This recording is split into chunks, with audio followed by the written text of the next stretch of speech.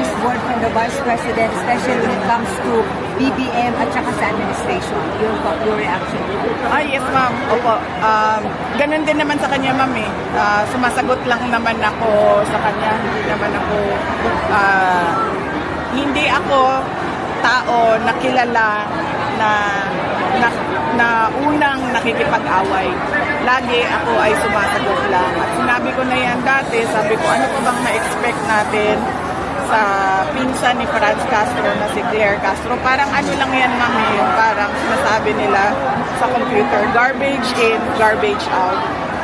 So, pumapasok sa kanya, basura, lumalabas din sa bibig niya, basura lang. Na hindi lang isang beses, hindi lang dalawa, paulit-ulit na sinasamantala yung desperation, hunger, and poverty sa ating bayan. Hindi nila kaya talaga yan ibigay ng totoo yung 20 pesos ang kilo ng bigas. Kaya nila napatigil yan, kaya nila tinigil yan kasi alam nila na hindi talaga nila kaya ibenta. Sinubukan nila mag-promise na naman ulit na alam nilang hindi nila kaya ibigay. Hunger for power. It will divide the nation. Wala na palipiligin, limitado kami. Ma'am, pinatigil na po ang distribution ng 20 pesos na bigas. Ano sa tingin niyo naging sunod nila kaya ito dahil sa sinabi niyo nga po na very untimely siya for the, rather, timely for the election. Parang ginawa siya pang-election sa election. Oh, yes, ma'am. Kaya nga ako nakaitim ngayon, araw na ito sa kampanya namin dahil nalulungkot talaga ako. Nagluluksa ako kasi pinaglalaruan yung mga tao na walang-wala. Pinaglalaruan yung mga mahihirap na hindi lang isang beses, hindi lang dalawa, paulit-ulit na sinasamantala yung desperation, hunger, and poverty sa ating bayan. So yung pagpapatigil, ma'am, sa tingin mo, isa na rin po doon sa naging sila doon sa sinabi niyo na ginagamit lang ito para sa eleksyon. Malamang, ma'am, kasi hindi nila kaya talaga yan ibigay ng totoo yung 20 pesos ang kilo ng bigas. Kaya nila napatigil yan, kaya nila tinigil yan kasi alam nila na hindi talaga nila kaya ibenta. Sinubukan nila mag-promise na naman ulit na alam nilang hindi nila kaya ibigay. Ma'am, sorry, parehat lang kami sa sinabi ni si Claire Castro na wala na raw aasahan na anything nice word from the Vice President, especially when it comes to BBM at saka sa administration. Your reaction? Yes, ma'am. Opo. Ganun din naman sa kanya, ma'am eh. Sumasagot lang naman ako sa kanya. Hindi ako tao na kilala na unang nakikipag-away. Lagi ako ay sumasagot lang. At sinabi ko na yan dati, sabi ko, ano pa bang na-expect natin sa pinsan ni Franz Castro na si Claire Castro? Parang ano lang yan, ma'am, yung parang sinasabi nila sa computer, garbage in, garbage out. So, pumapasok sa kanya, basura, lumalabas din sa bibig niya, basura lang. Okay, next question, Marian. Ma'am, ganun lang po sa ICC po, yung defense lawyers po, nag-formally challenge na po nila yung jurisdiction ng ICC po sa pag-arrest po ito for alleged crimes against humanity. They are appealing po na yung for immediate release and i-nullify po yung kaso. What's your comment on that? And nagka-close niyo po si PLRD?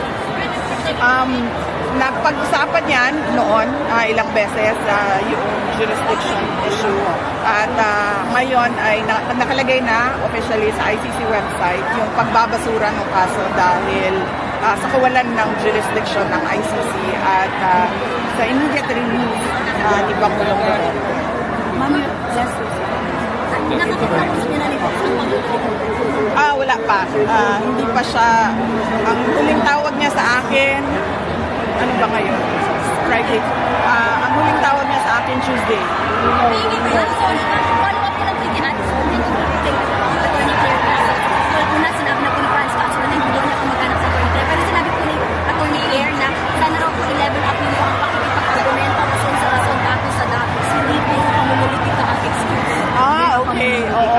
dapat sinasabi niya yan na sa sarili niya kasi siya yung unang-una namumulitika gamit ang opisina ng Office of the President. Nakakahiya sa buong mundo na ganyan yung nagsasalita para sa opisina ng Pangulo. At ano ba yung sinabi niya isa?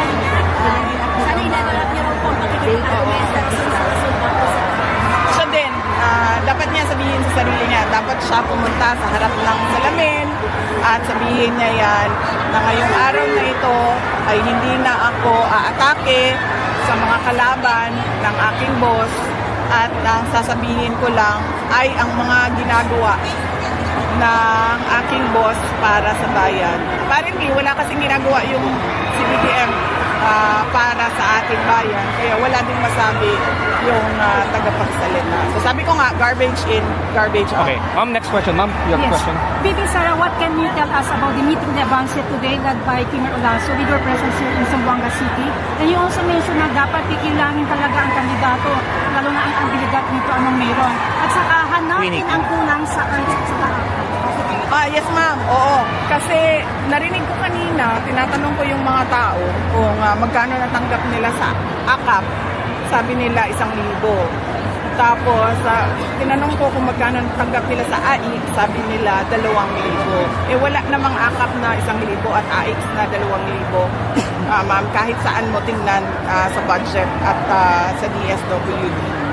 So, dapat yung mga tao dito sa Zamboanga City, hinahanap nila na saan na ba yung kulang o balanse noong AKAP na hindi nila natanggap. At saka yung AIC na nawawalang 8,000 pesos.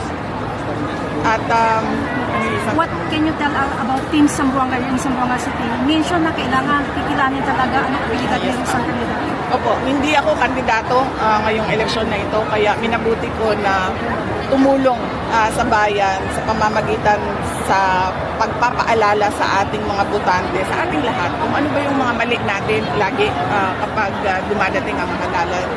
Unang-una, yung pag natutuwa tayo, sumasayaw, kumakanta, binoboto na kaagad natin. Hindi natin tinatanong kung ano ba mga pangako nito, ano bang nagawa nito noon. Ano bang nasabi nito noon na nagginawa na niya ngayon. Pangalawa, yung mga malalaki politiko na pamilya.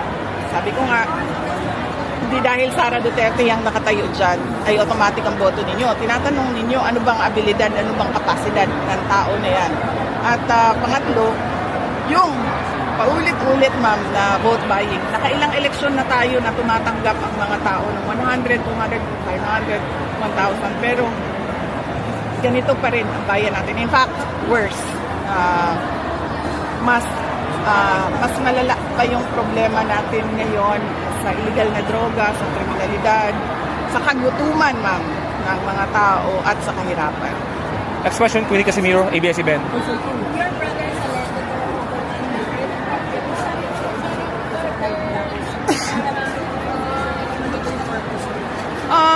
Hindi ko alam, ma'am, kung anong purpose nila.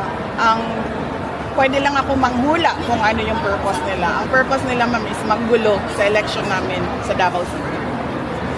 Okay, Alex. Ang mga sabi na nag-rate sa bahay ko. Hindi ako nagsabi na merong mag-raid.